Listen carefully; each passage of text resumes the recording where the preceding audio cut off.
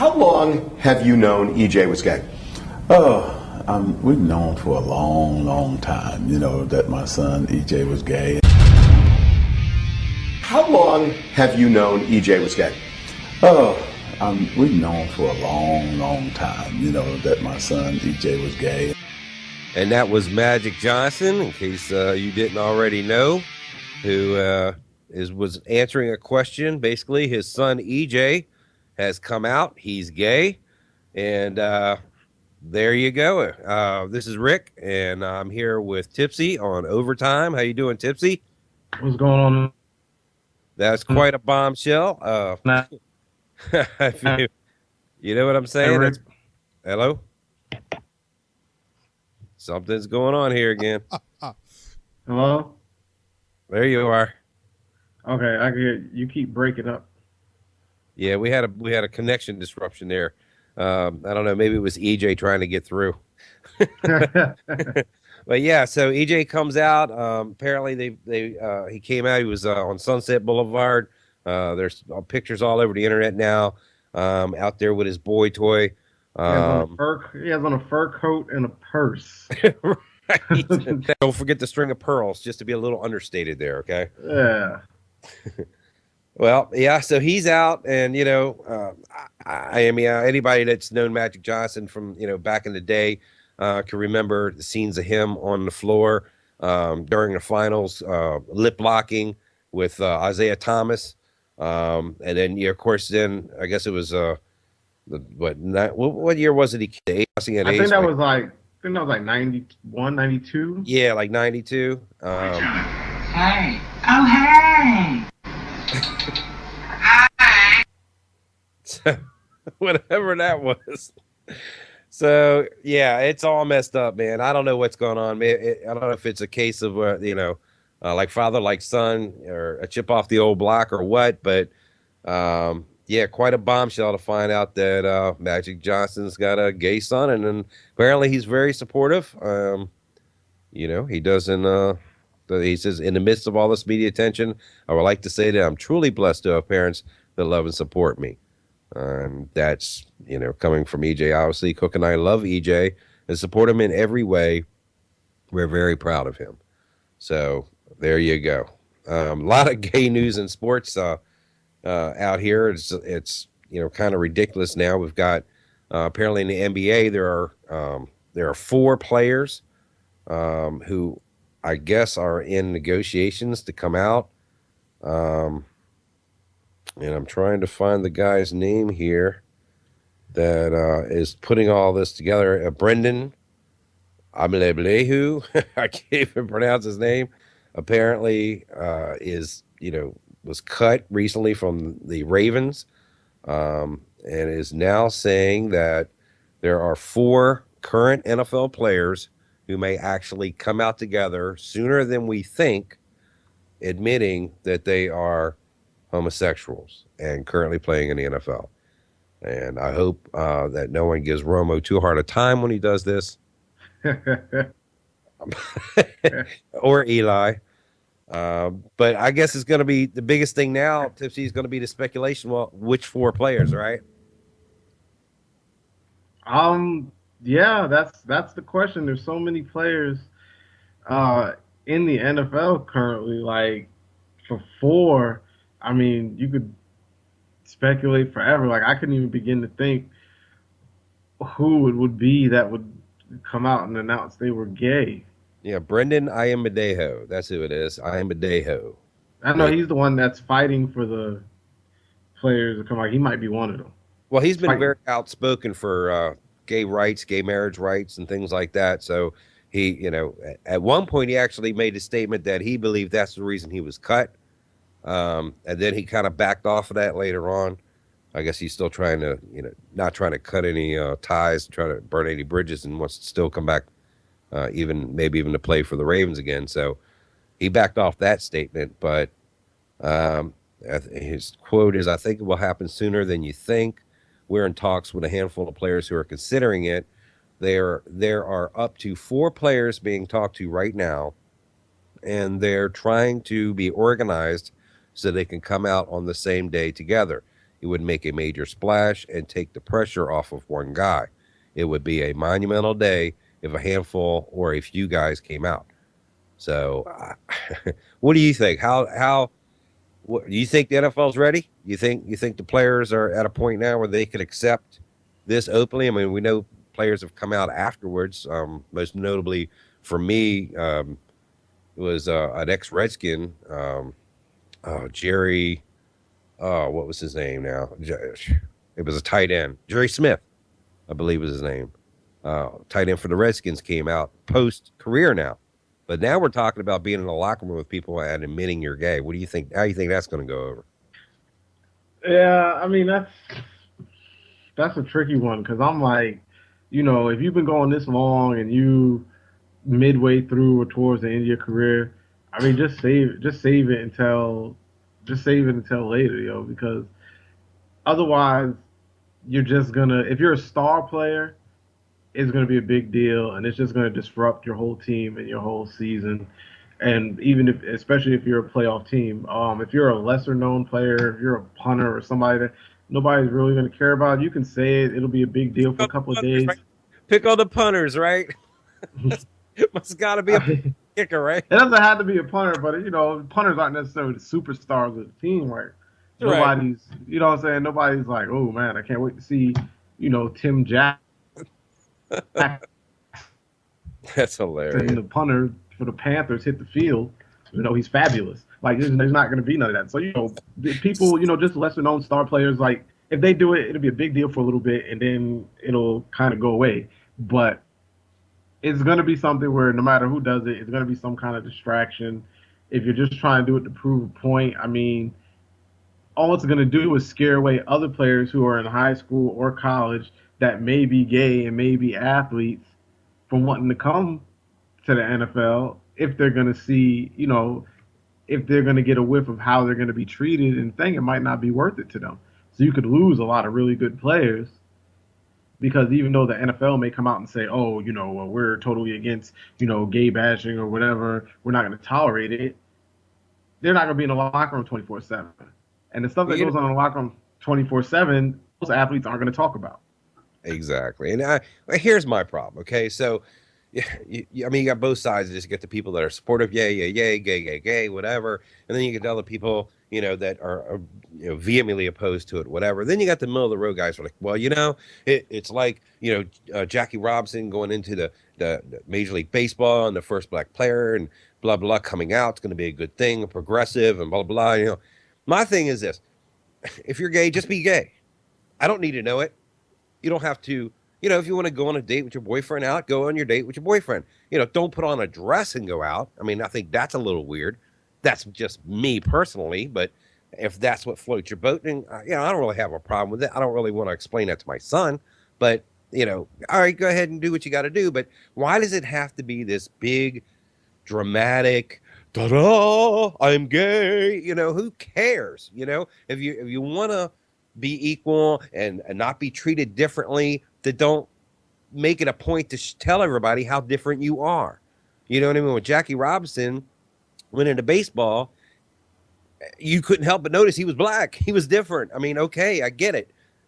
But he didn't come out and say, hi, I'm Jackie Robinson. I'm a black man and I'm going to play baseball. He just went out and played. He just shut up, went out and did his job and played baseball. You know what I mean? So these players, you can live the gay lifestyle. You can have your boyfriend. You can date whoever you want. You can be whoever you want. You can think whoever you want. But you don't need to come out in some dramatic fashion and say, look at me. I'm a gay man playing in the NFL. Who cares? Just go play football and win the game for me. That's all I care about. I mean, this might actually help Vince Young get back in the NFL. I mean, he's obviously gay. He's had those pictures taken of him where he's in some type of topless rave club where, like, all the guys for some reason are all glittery and don't have any shirts on, and he's right in the middle of the dance floor. So, I mean, he's obviously gay. It's obviously troubling him. If some gay players admit that they're going to come out, this might help him get back in the NFL. Well, I swear Romo's been wearing lipstick or lip gloss or something. Every time I see the man, he's got the shiniest lips of anybody. What's really going to shock me is if Eli Manning isn't one of the guys that comes out, then it's all a sham. That's all I got to say. So if Eli Manning is gay, like, that would semi surprise me because I think he's more like Rain Man than maybe like a homo dude. Yeah.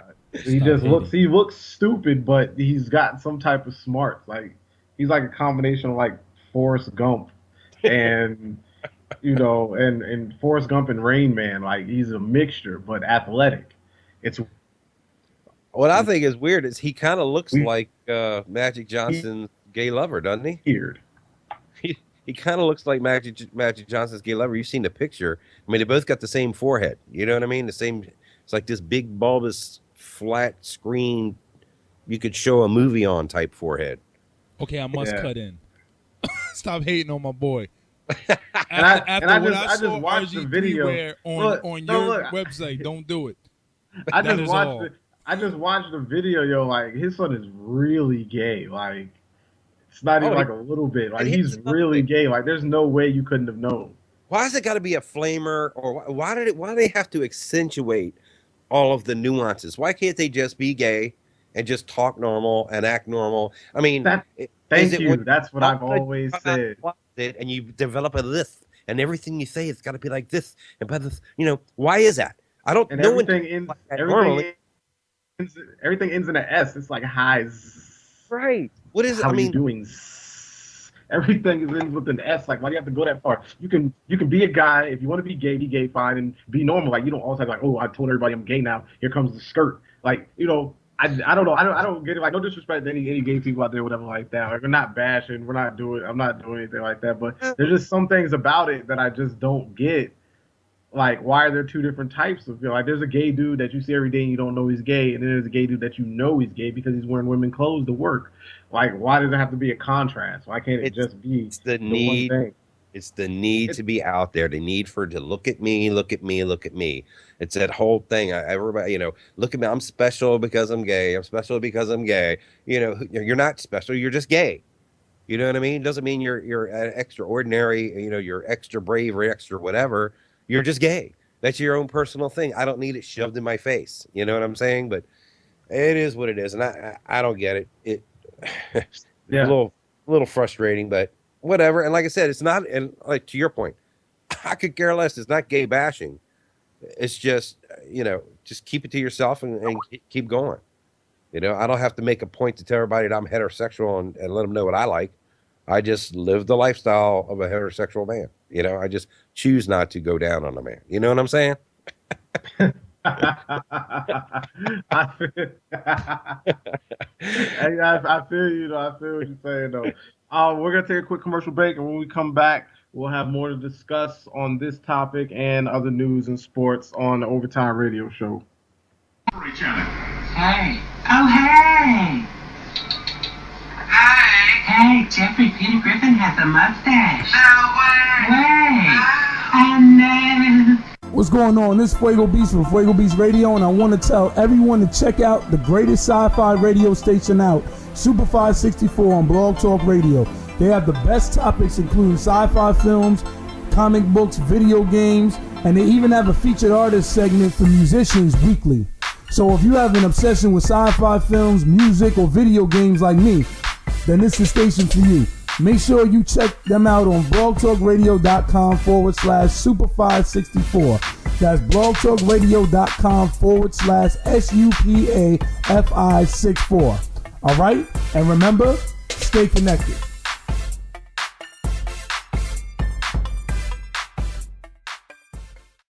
Log in, FuegoBeats.com, YouTube, Mr. Fuego Beats. All right, so right now, when we left for commercial, we was discussing Magic Johnson and his support of his son. If you didn't know, Magic Johnson's son we just lost you.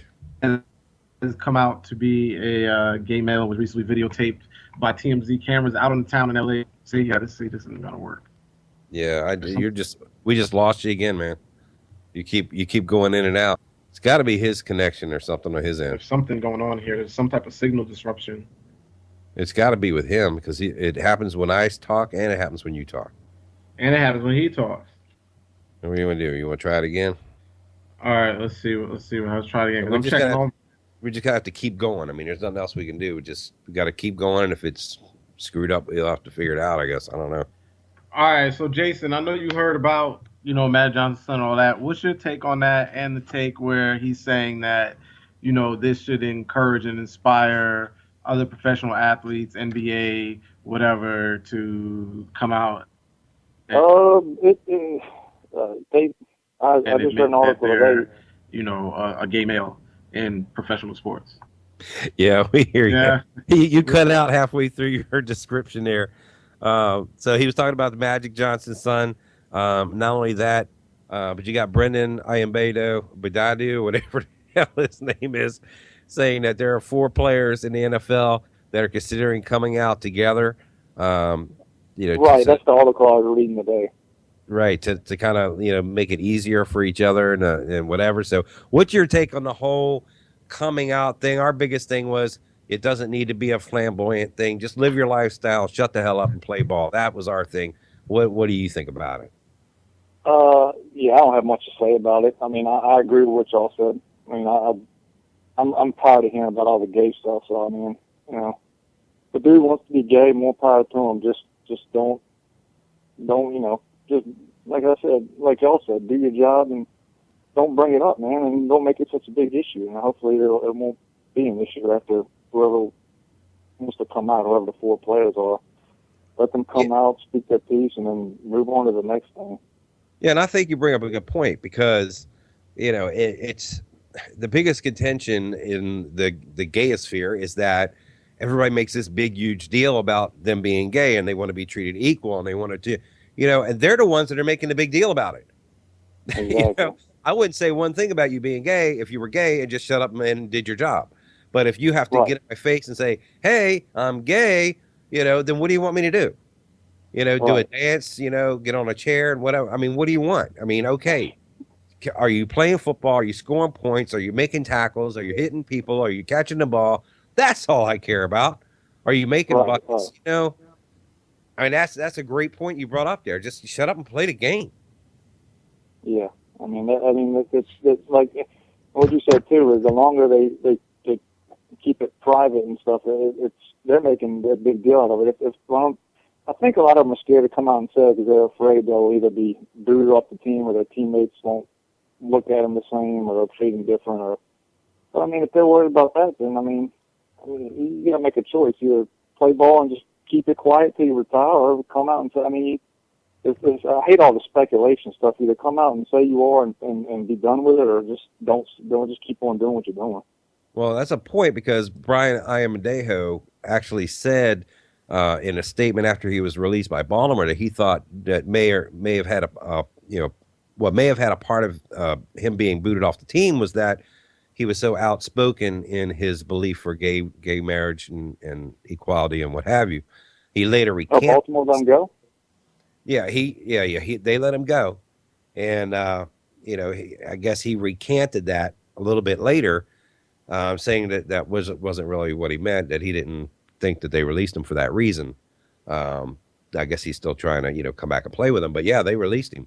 Well, my biggest problem is it just seems, I don't know, it just seems like society in general, and it's getting this way in sports, is they're trying to shove this gay crap down our throat. Right. I just don't, like you were saying, I don't care. If a dude is gay, that's fine. Just, if I'm on the team, just stay away from me and do your job and we'll be cool. I mean, that's not being I don't think that's being a bigot or anything. That's just, if that's what they want to do, they can do it. Just don't, like you're saying, don't rub it in someone else's face, or don't act like, don't be over the top with it. Yeah, it's not the fact that they're gay, it's the fact they won't shut up about it. Right. Yeah, I mean, the thing that annoys me is if somebody calls, if you say you don't agree with gays or gay marriage and they call you a bigot, but they to me, they're just the biggest because they don't believe in traditional marriage. What's the difference? I mean, if they don't believe in a traditional man and woman, then they're a bigot too, in my opinion. So. Exactly. What do you say, Tipsy? What do you say, Tipsy? I agree with the points that both of y'all are making. Just if you're gay, you're gay. Whoop-de-doo, blah blah blah blah. Either say it or don't.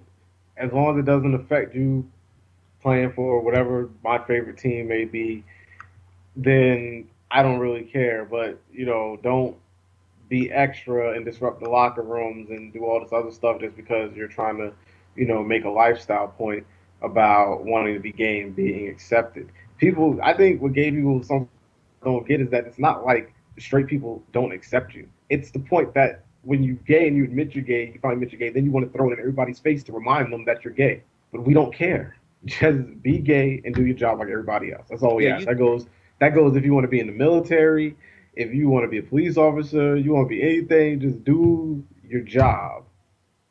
Yeah, you could be gay without putting on a fur coat and a string of pearls, lipstick, and eyeliner, and skip to Malou down the middle of Sunset Boulevard with your boyfriend on your arm. So, why can't you just get dressed like a normal person and go out and have a good time and go to dinner, go to the club, whatever you want to do, without carrying this neon sign around that says I like to suck whatever. I mean, come on, shut up and just go do it. They're talking about gay. Always, go ahead. I was just gonna say, it always seems like it's got to be a big spectacle. Right. Well, talking about gay men, Tony Romo is back in the news. Actually, Donovan McNabb is.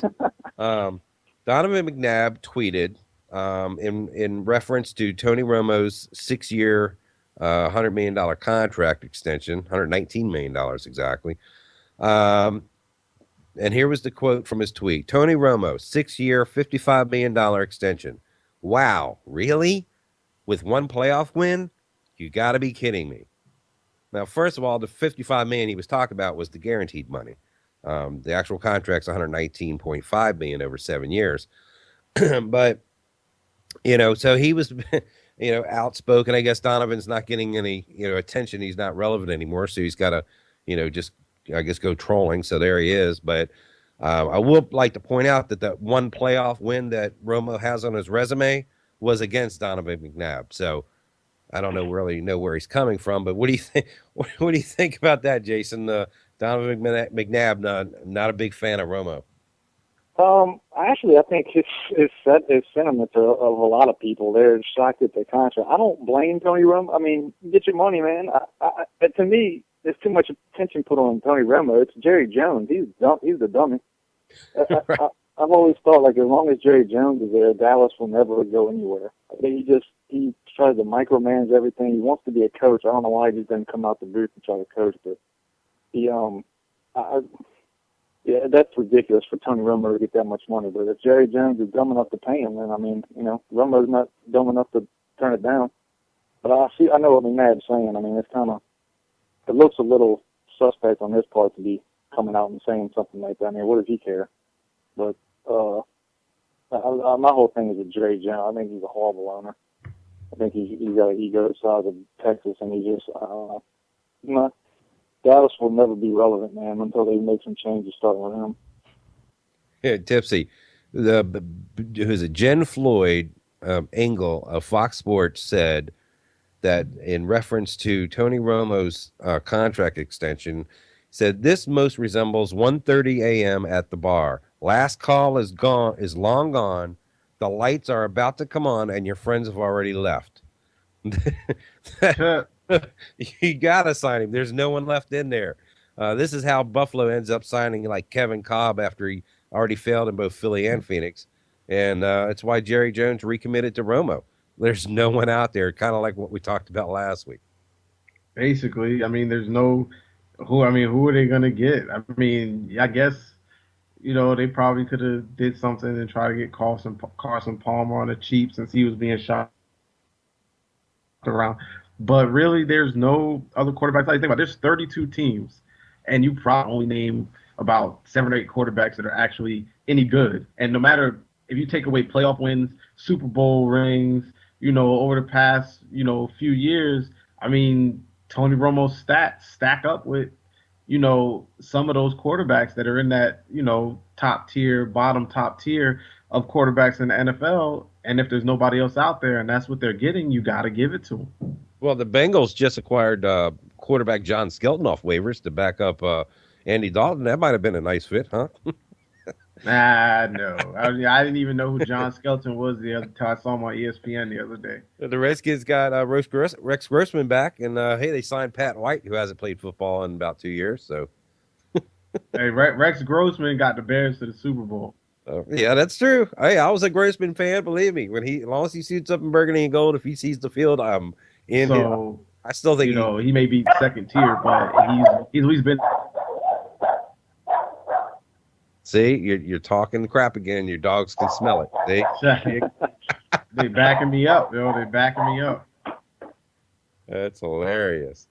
So, in other NFL news, Pittsburgh Steelers nose tackle Alameda Taimu, or whatever his name is, has been sentenced to 18 months of probation after pleading guilty to reckless endangerment, resisting arrest, and drunken driving, stemming from a series of crashes and a police chase. Apparently, he was arrested a few weeks after he was he was released a few weeks after he was arrested, and then re-signed back to the practice squad for the Steelers. He crashed into several cars on the city's south side, and then ran from police officers who responded. So you got a nose tackle trying to get in a foot race with a bunch of cops. I don't know how apparently he was trashed, so he thought he could get away with it. What do you think? What do you think about that, Jason? Are the NFL players ever going to learn that? The thing that kills me is they got a free service. They got a phone number they're all given once they sign an NFL contract for a team. If you're anywhere ride home, you call this number. It's a free car service. You don't even have to pay for it. The team pays for it, and they'll come pick you up wherever you are and take you home for free. Why aren't more players using this? Some are just hard-headed and don't care, man. I think that's what it comes. I think they just, I don't know. But it's hard to answer, man. Are you talking about, what's his name, Abadijo or something? Yeah, Alameda Tayamu. He was a nose tackle. Oh, yeah, okay. Yeah, I don't know, man. But it seems like that happens a lot, especially in the NFL. I don't know how you really can't police it. I mean, somebody's going to do what they want to do, especially when they're off the field. So, I mean, like you said, they got a good option where they can have someone just pick them up and not even have to worry about all that stuff. But I just don't know, man. I think a lot of them just feel like they're bigger than life. They can get away with what they want, and they don't have to pay the consequences, all that kind of stuff. Is it the entitlement factor, Tipsy? You think that's what it is? That they've been entitled since they were, they were probably all stars in junior high school, all varsity, everything. You think it's just the entitlement to, nothing's going to happen to me. I'm bigger than life. I think I don't know what it is, and I don't know why it's primarily something that just happens with NFL players. I think these guys think that they're these big dudes, massive, the largest people on the planet playing the NFL. These guys are massive, and I guess they assume that because they're so massive, like, that they can consume more alcohol than anybody else and still be okay. And regardless of how many times they see their own teammates or players from another team get these DUIs or get killed in car crashes or kill other people in car crashes, they still continue to do it. It's probably a small sense of entitlement because they've been coddled and, met everything to do with them. But it's also got to be that these guys take a lot of hits to the head and they're just not that smart anymore. Now, I've actually bartended for a couple of NFL players. We had Reggie Branch come out to an opening. I worked for a bar, and actually the main bar was in Chantilly, right near Redskin Park.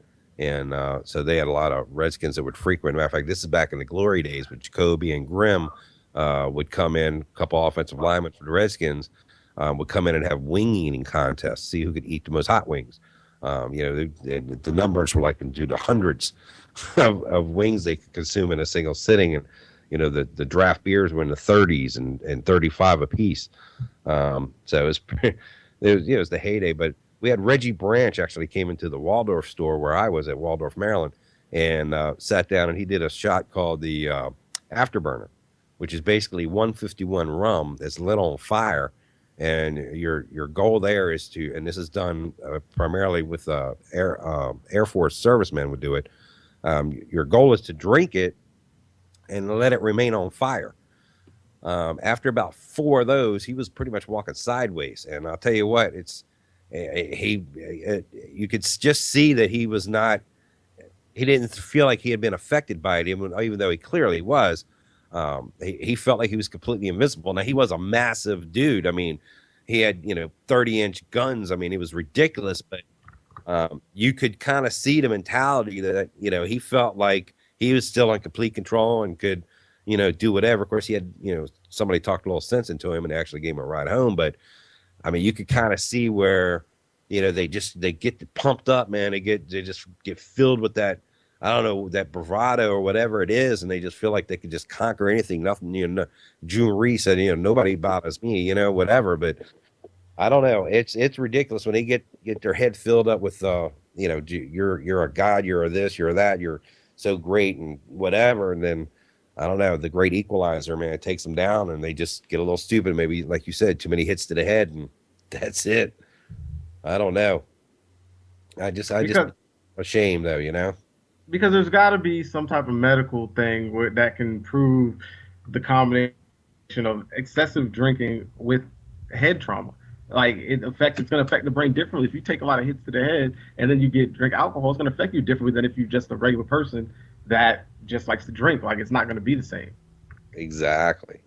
Well, I don't know. It's can you see that with the college kids, the whole college atmosphere, and then all these players, they went through the college thing, and they were pretty much heroes all around campus, invited to every single party, and I think that whole drinking culture starts there, and it, and to an extent, being on an NFL team, you're still in that team mode, like the college team or whatever. Yeah. You're standing in dorms, you're going on road trips together, you're staying in hotels. I mean, it's almost like still being in college. You know what I mean? Maybe that's got some part to do with it. What do you think, Jason? You think that's got anything to do with it? It's got to have something to do with it. But whatever it is, they need to get it under control, or they need to, ban these guys from going anywhere. Because it's just too dangerous. Like, and they don't even care. That's like the worst part. They just be like, oh, well, whatever. They're getting 2 or 3 DUIs and they're not going to jail because the people in the city that they live in is not going to send them to jail. Isn't one? Go ahead. I was going to say, you really can't. I don't know how you police that stuff. I mean, you can't. You really can't babysit someone off the field. I mean, I don't know what kind of rule they can make. You mean you can't go out? They still find ways to go out. Cause you know what rules you can make? You call every restaurant or whatever in your city that sells alcohol, and you send them a letter saying do not serve any NFL players in these things, and send a list to every restaurant. Oh, well, that's not going to happen. Threaten to have them shut down if they violate the order. We were doing promotions with the Skins coming in. We did a Christmas party. We had Gary Clark, Terry Orr. I mean, we had them coming in just specifically to get a bigger crowd drawn into the place. And of course, what do? You comp everything: free meals, free booze, whatever you want. It's all on. Yeah, I think free meals and free drinks, but no alcohol. Yeah. I think even if you did that, I don't think the people in the restaurant, as soon as the players came in, I think they'd be too weak to not serve. What players start calling them this and that, and they'd probably give in peer pressure and Tell them you'll take them to court. Tell them you'll take them to court if they violate the order. They won't do it. Nobody wants to get shut down. The NFL could blackball you from ever open up a restaurant anywhere. No, but if you go back at some of the stars, I was gonna say a lot of those players, man, they care more about the after party and do the actual game. So I mean, that stuff is gonna. I mean, I don't see. It'll be going on for a while, man. I mean, as much as Goodell is trying to clean up stuff, I don't know, man. He's got a battle on his hands with that. I mean, you hear the stories at College Park where, you got 16-year-olds coming up to the door and they tell them, just give me an extra $5, we'll stamp your hand, you could go on in. They don't care. Believe me, they don't care. They'll let the players in, just like I said, so they can get the draws. You got the cooler saying, or you got the team saying, don't serve. And then the one guy's like, come on, man, I got you. Mm-hmm. You know what I'm saying? Yeah. That way I'm your friend. I'm the only one, Trust me, they're going to do it. As long as you're famous, your name is out there, people are going to want to be your friends and get close to you, even if it means they're destroying you in the process. They don't care. All right, let's move on here. So, obviously, the big news this week. Again, yeah, well, I think then they should just make a rule in the NFL. Like, look, if you get DUI one time. And then he cuts out. Yeah, okay. All right, we're going to hold that thought. We're going to take a quick commercial break, and when we come back, we'll discuss this more about the NFL players and these DUIs, and then we will get into more sports news. Overtime Sports Radio Show. We'll be back in a minute. Log in, FuegoBeats.com, YouTube, Mr. Fuego Beats. All right, we're back on the Overtime Sports Show. Before we left, we were discussing and their situation with the DUIs. We're going to get back a little bit, but we're going to start to talk about Mike Rice, the coach from Rutgers Another University. gay man. From men's basketball team who was recently fired after a videotape surfaced of him pretty much physically abusing his players during practice, as well as verbally abusing and using a lot of, homophobic slurs and, a lot of foul language to his teammates, to his students. I mean, not teammates, but he was fired, and a lot of people felt he should have been fired the first time when they heard about it instead of being suspended to 3 games. Well, I think he the should. athletic director his job. Tim Vernetti got fired also. Yep, the athletic director. Yeah, of course, the AD lost his job, Yep. and there was a petition to. Yeah, and there was a. So, what's your take on the whole situation? How do you think it was handled? Do you think he should have just been fired the first time that these allegations had surfaced, or do you think now was the right time because of the videotape? Does the videotape make it a more fireable offense than just somebody's word? Well, I'm really going to be interested to hear Jason's take on this because he's probably been in, organized athletics more recently than anybody on this program. But I did want to say a couple things. Number one, I'm more surprised he didn't get his lights knocked out before, long before this came out. Some of the stuff he was doing was absolutely just thuggish punk behavior. I mean, this little short, sawed-off piece of crap is out there basically abusing these kids because he knows they can't say anything because they're for fear of losing their scholarships. Most of these kids probably come from shaky backgrounds. Because he knows they can't say anything. Most of these kids probably financial at home. This is their one chance, to actually, make something of their lives, and out of sheer fear of losing that one opportunity they have just because they have the ability, the God-given ability to play athletics. This guy's taking advantage of that situation and basically imposing his will on players. It's the whole Napoleon complex. You know what I mean? I can't be like you. I'm a frustrated little punk, so I'm just going to try to physically impose myself on you. I'm surprised. I mean, if it was me, I'd have said, the hell, this guy would have knocked his ass right out there on the floor. And I'm surprised it didn't happen before. He should have been fired at the first inkling of it when the assistant coach who finally, after getting fired, decided to release the tapes and leak the story out and do the right thing, finally did the right thing. But the first time he saw it, he should have stood up and been a man and tried to protect those kids. So I don't fault him for actually blowing the whistle, but I do fault him for holding his tongue for as long as he did. Because if he was at those practices and saw this going on from day one, he should have done something about it then. What do you think, Jason? Have you ever experienced anything like this? Has any coach ever come at you like that? I mean, I know they probably yell and cuss and scream. They all do that. But has anybody, have you ever witnessed anything like this? No. The dude is totally psycho. I've dealt with verbal abuse before. Any coach you play for, college or pro, you're going to get verbally abused. That's just part of the deal. They try to toughen you up and all that stuff. But this guy was so far. I don't care. I know there's this mentality that you don't ever snitch on people, but in this point, this case, what was going on with him, I agree. The assistant coach should have came in and said something way early. If that guy would have kicked me in my back, threw a ball at me, he would have been missing a couple of teeth, man. I wouldn't have cared if I would have gotten kicked off the team. I think a lot of these guys were scared to do something because they were afraid, like they wanted to. They'd come off not as macho if they show it, let it bother them. They're trying to act tough when really you can't let someone just. There's one thing for someone to verbally abuse you, but for someone to put their hands on you and literally like physically do something to you, that you can't let anybody do that, much less your own coach. The thing that bothers me the most about the whole thing is if the tape would have never came out, he would have never even been fired.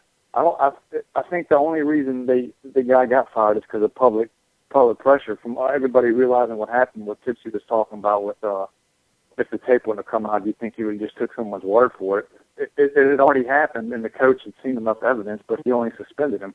I don't think if the tape went public, I think he'd still be coaching. I think it's that kind of scenario. That's kind of messed up, man. I've heard someone the other day told me, one of my friends plays football at Florida State. He's a little older than me, but in his 40s, like college football. And he said verbal abuse is just part of the game, but he said that what this guy was doing was just totally, he said he ain't seen nothing like it, man. I haven't either. I've played for a lot of coaches, and that never close to someone coming and kicking me a front ball 90 miles an hour at my head. It's just, it's insane what this guy was doing. So I'd be shocked if he ever got another gig, even at a D3 level. I mean, you'd be crazy how this guy plays in high school, because he's got a couple screws in this man. I mean, I've been to a bunch of games, and I've been the guy in there berating the other team, so I can understand how some of this, verbal abuse, whatever you want to call it, during the practices almost would help to desensitize you to that kind of talk, I guess, because, especially on a basketball court, because that's a pretty intimate environment. If you're down there, you've got, spectators that are literally feet away from the out of bounds there. I mean, you see the games and people the players going for a balls to try to save them from out of bounds. Sometimes they end up in the stands in their laps. So you can hear everything. The famous guy that used to go out and listen and heckle at the Bullets games, Robin Flicker, right? Yeah. I mean, somebody like that, I mean, he can get on your skin if you're not, desensitized to it a little bit. So I get that. But like you said, well, Rick, let me tell you this, man. He was in, what's the coach's name again? You talking about the one that's been suspended? Yeah, the one that just got fired. What's his name? Mike Rice. Mike Rice, he's lucky that he was coaching that Rutgers team, because I'm telling you, man, I've played with some pretty thuggish teams and teammates and stuff. I'm telling you, if this guy would have been somewhere else and he would have done that to the wrong dude, I'm telling you, man, he'd be on a milk carton. He would be missing, man. I'm telling you, because I've played on teams where guys went after coaches for verbally abusing them. I can't imagine what they'd do if this guy was sitting there pushing them, kicking them in the back, and all that stuff. Well, who was what was it? Oh God, what was it? The one that went after his coach and had him by the throat? Meta World, right? Sprewell. Right, Meta World Peace, Sprewell, whatever, Latrell Sprewell. He went after, if he'd have been on this team, he'd have definitely had something to say about it, wouldn't he? Oh, he wouldn't have said nothing. He would have just jacked him. But here's the amazing thing. Rutgers University still owes him a $100,000 bonus for lasting through the season. So he's still got cash coming from the university right now, even though they've got to go out now and find a new coach. And that's pretty sad. He's still going to get his payday. And they're set to go over to the Big Ten Conference starting next year, right? Rutgers, I think, they just joined the Big Ten, right? Yeah. I think so. Yeah. And he was paid $622,500 this last year. And he gets a $100,000 bonus if he completed the season, which he did. Pretty sad. Sad. Eric Murdoch, the assistant coach that came out, finally said something. He had played 9 years in the NBA, and I know he's played for a ton of coaches, and I was kind of shocked that he waited that late to come out and say something. But I don't know. I agree with what you said earlier about it. Murdoch should have stepped in the moment it happened at practice, because some of the clips they were showing, man, it's like you're right. Kind of hard to believe. No one stepped up. You think this is going to have any effect on? I mean, is this going to slow things down now? I mean, I'm sure the initial wave of coaches are going to be a little more, nervous about, if there are, and there's got to be others out there doing this, maybe in a milder form, but some of it. What's funny is I remember on an old radio interview when I think it was Tipsy and somebody else. We talked. There was a big deal. Remember a couple of weeks ago, Mike Montgomery shoved that guy during the timeout. Right. The guy was coming into the timeout and he pushed him, and there was like people going nuts about that. So I mean, I can't imagine. This is like on a way worse scale than that was. Absolutely. And hopefully, though, this will wake people up. I mean, with social media now, everybody's got a cell phone with a camera on it and a video and everything else. And it just, and for me, I get it, the big, strong athlete, whatever, but these are still kids, man. These are still kids that are learning their way. They're learning, how to accept authority. You know what I mean? Whether or not they've, you would hope they come from, good family backgrounds or whatever. You know, some of them, you know, may or may not have a father figure at home. And, you know, this guy, the coach, for a lot of people, the coach is the only real father figure they'll have in their formative years. And, you know, and this is the guy, you know, that's going to be forming, you know, their, you know, perception of what it's like to be a man, you know, this is how, you know, things are supposed to go. This is how authority, you know, when you have a little bit of authority, this is how you use it. This is their example. I think that's pretty sad. Yeah. Yeah, I definitely. Well, we'll never. Oh, I'm sorry, Tiff. You go ahead, man. No, I was saying I definitely agree with what he said. Yeah, we'll see. I don't think we're ever going to hear from that dude again. Yeah, I hope not. I hope, like you said, he'll end up on a milk carton somewhere. All right, well, we're going to go away. When we come back, we'll check in with a couple of the other sports, MLB, NHL. We got some golf news, a little more NBA, and we'll catch back in with you in a few minutes. This is Overtime on Fuego Beach Radio. Hello, my name is Anthony Ramirez. I am owner-operator of Ramirez Internet Solutions. Here at Ramirez Internet Solutions, we specialize in creating WordPress websites, aiding companies with their content management, and helping create search engine optimization-friendly material for the web. We also specialize in graphic design, logo design, and print marketing, creating all your graphics and designs for your web and print advertising. So if you are a small business startup, or not happy with your current website, let Ramirez Internet Solutions take care of your website for you. Even if you have an existing website but don't have the time to manage it, let us manage it for you, so you'll be free to do what you need to do, and that's run your business. Contact Ramirez Internet Solutions today at 571-572-0415. Again, that's 571-572-0415. Or email us at aramirez@ramirezsolutions.com, or visit us on the web at www.ramirezsolutions.com. That's www.ramirezsolutions.com. Look forward to hearing from you soon.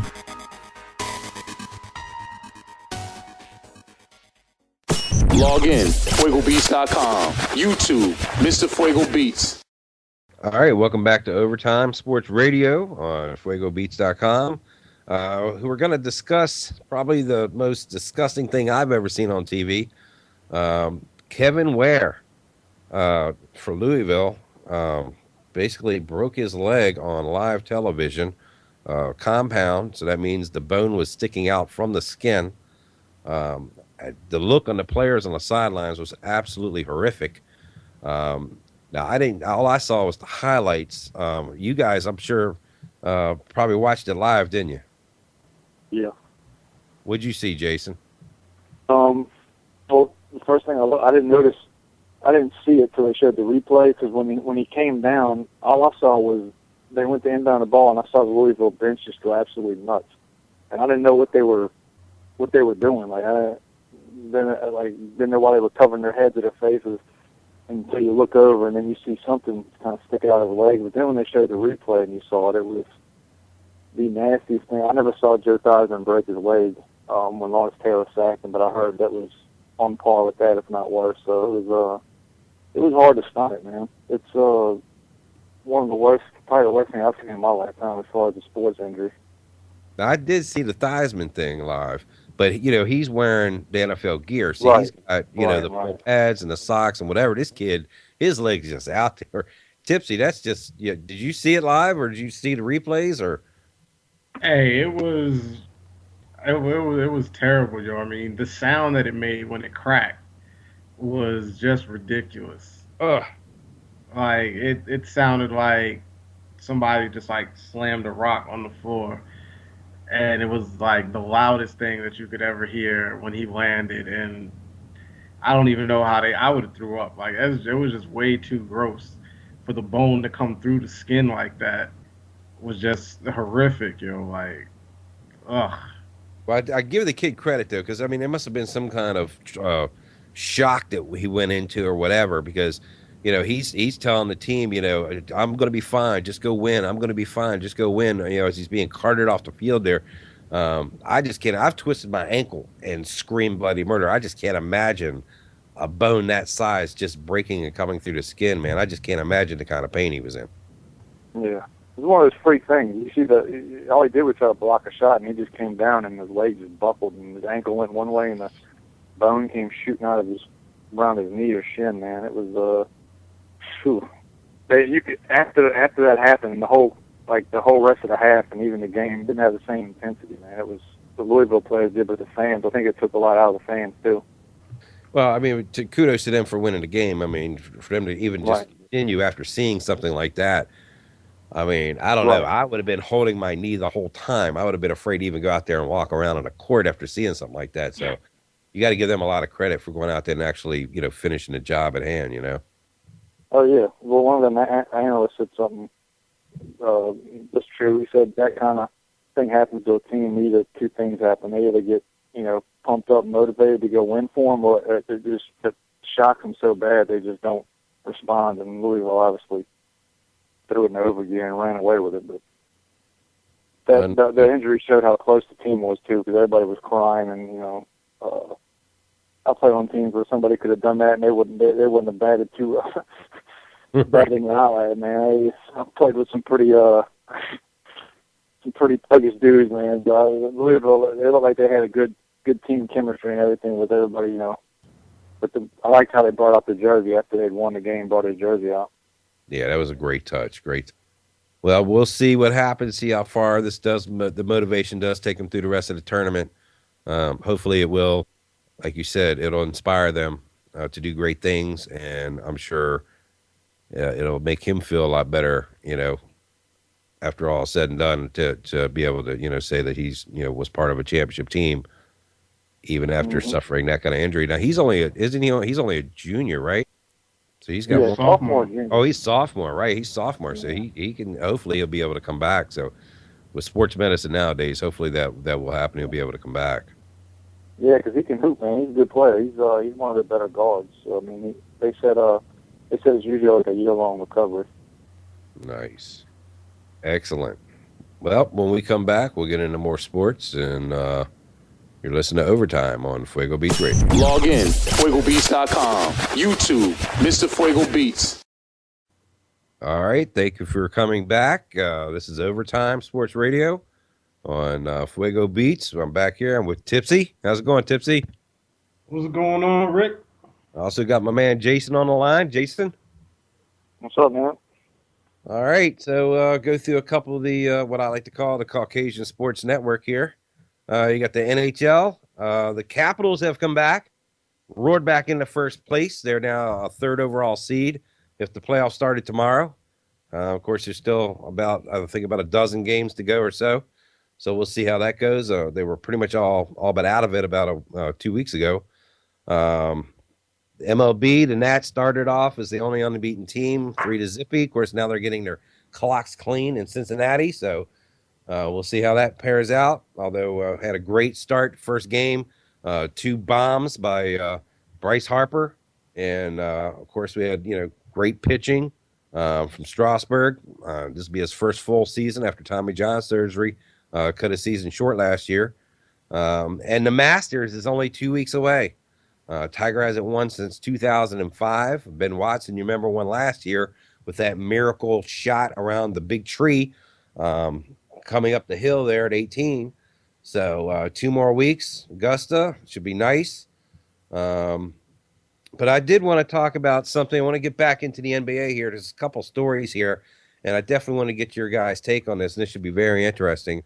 So Mark Cuban came out and said that he would actually be willing to spend a second-round pick to draft Brittany Griner. That's right, Brittany Griner, a female. And my question is going to be to you guys. Obviously Mark Cuban, he likes to make big splashes. Very flamboyant owner of the Dallas Mavericks. He never shied away from any publicity, good, bad, or indifferent. But the question I would have for you guys, should she get the tryout? Is it fair? Should she be allowed to take up a spot, even if it's at a tryout that a man should be able to take? Is it fair to even give her a shot in the National Basketball Association Men's Basketball League? What do you think about that, Jason? Would you give her a tryout? No, it's a publicity stunt. Like you said, Cuban likes attention. it's another thing. I think it says how weak this draft is going to be. Absolutely horrible. I couldn't tell you who the number one pick's going to be. I don't think anybody can. There's not like a. It's just I don't know, man. I think it's saying, one, how weak the draft is, and two, I think Cuban's looking to draw some attention because the Mavs they're not as mediocre really anymore. But Brittany Griner has, even if she got a tryout, she has no shot of making an NBA team. I don't think in our lifetime we're going to see a woman that's capable of playing NBA. I'm not trying to be sexist or anything. I mean, I think there's a huge difference between men and women's basketball. Even if you're Brittany Griner with her wingspan and her skills, she's a great girls player, but Cuban's smoking something, thinking about drafting her in the NBA. To me, that's ridiculous. Well, she actually did sneak in a few dunks, even though I think that's illegal in women's basketball, if I'm not correct. But she snuck in a couple of dunks there during the season. We think they're not illegal. They're not? Okay, so she was allowed to. So, Tipsy, would you that would make the locker room after a little bit adventurous, wouldn't it? It definitely was. It definitely would make it more adventurous, and not like in the best way ever. But it's probably the most endowed person in the locker room, probably. Probably. Like it would probably be like a shocker and really disgusting. But on a serious note, definitely. Gives a whole. I mean, why not? It's just a tryout. It's not like she's actually going to make the team. But maybe she should. I mean, all she is tall. Say she's female. She still has a female body, so it's fragile, and it's not going to be able to go up against the physiques of some of these guys that are in the NBA. Look at LeBron James. She runs into LeBron James on a pick and roll. Like it could be over for her. So go to the WNBA, be the first pick, dominate in the WNBA, and be the greatest WNBA player ever, and just be happy with that. Give a whole new meaning to the term hard foul, wouldn't it? Definitely would. I thought that was pretty interesting. And another story, so Shaq gets his jersey retired. Okay, they're going to lift it up there in the Coliseum there, whatever. So he's there, for the ceremony, whatever, and they put it up, and you look up, and then they realize that, it's going to go up. I mean, it's going up there with, Jerry West, Will Chamberlain, Elgin Baylor, Kareem Abdul-Jabbar, Magic, Worthy, all these great names. And they put his jersey up there, and they realize that they put the name and the number on the wrong side of the jersey. So basically, they hung it up, and it's backwards. I mean, how embarrassing! How embarrassing is that? Once again, the Lakers just can't keep it together. I don't know, man. I thought that was hilarious. It's a sign of their whole season, man. Yeah, I think Kobe went back there and had something to do with it. He probably paid the guy some cash and said, "Look here, come over here. Let me tell you what you're gonna do over here. Turn this thing around, put it up backwards for me." You don't think he's still got some animosity? What do you think? Did they part on good terms? Do they still talk? I mean, can they go out to lunch and hang out, or is it just they just hate each other? I personally think they hate each other. I think when they try to squash them on TV, I think it's all for show. I think there'll always be a rift there. I think they started out with just a little bit of disdain for each other because each of them wanted to be the man in LA. But I think after Kobe got popped for the attempted rape of the chick, and then he ratted Shaq out, like I think that really was just like the end all be all, where this nigga was like, where he was like, I just can't even mess with this dude no more. Mm-hmm. What do you think? I mean, Shaq probably had a chip on the shoulder. He basically got run out of town by Kobe, didn't he? Basically, because Kobe was younger. Right. Yeah, if they would have been the same age, Kobe wouldn't have had a chance of staying. But they always said the rift was like Kobe was always like a gym rat, always in there. He said Shaq never came in this season in shape and never took nothing serious enough, and Kobe's all the way around. He takes everything serious, and they just didn't have anything in common. Oh, come on, man! It's hard damn work. Kobe don't like to go out. Oh, I know, but Kobe don't like to go out clubbing and stuff. Shaq loves the limelight, going out and all that stuff. They clash in so many areas, man. And then you got like two alpha egos too on the same team, and then but Tipsy made a good point. The snitch thing on the rape thing with the girl, that really, of course that's going to rub Shaq the wrong way, and then obviously it should have, because you don't say something that's stupid, but. Hey, it's hard damn work to have a 30% free throw average over your entire career, man. You got to give Shaq a little credit.